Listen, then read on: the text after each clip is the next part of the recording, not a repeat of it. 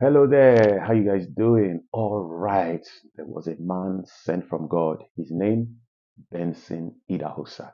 Yes, this week, all over the world, we remember the life and legacies of God's general, Archbishop Benson Idahosa.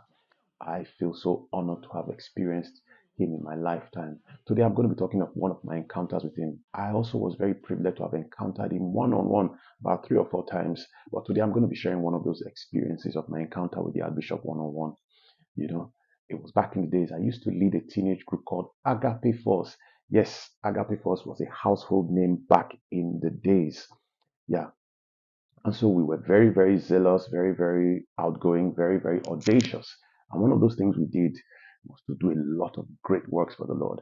And we attempted to do something really very powerful back in the days. And unfortunately, it didn't quite go well like we planned, and we were really disappointed. Somehow, the news got to the Archbishop Benson Idahosa. Wow. Papa said he wanted to meet with us just to encourage us, to lift up our spirits, you know. And it was too good to be true. But you know what? We said, well, no problem. Prior to that day, I ran to my friend, brother Ohiole, Ohis. I borrowed his camera because I knew I had to put that on record.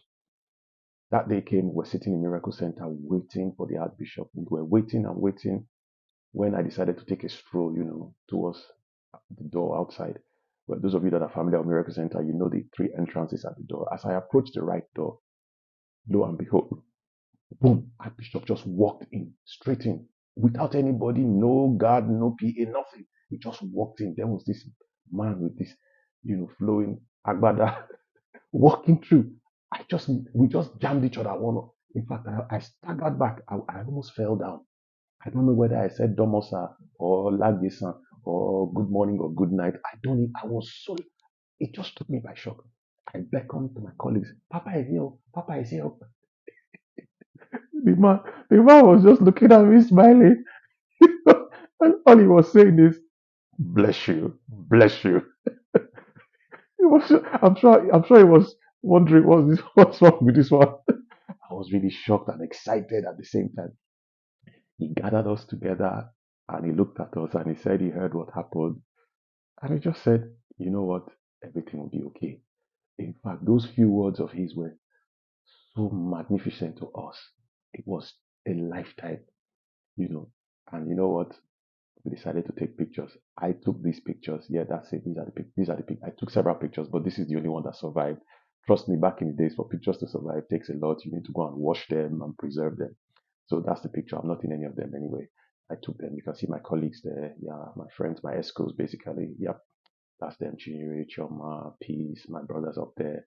Yeah, Bright, Pastor Bright now, Apostle Ernest, Pastor Kingsley, Pastor Shay. Well, then, that was it. It was an excellent day. It was the greatest day of our lives, or one of the greatest days of our lives, obviously.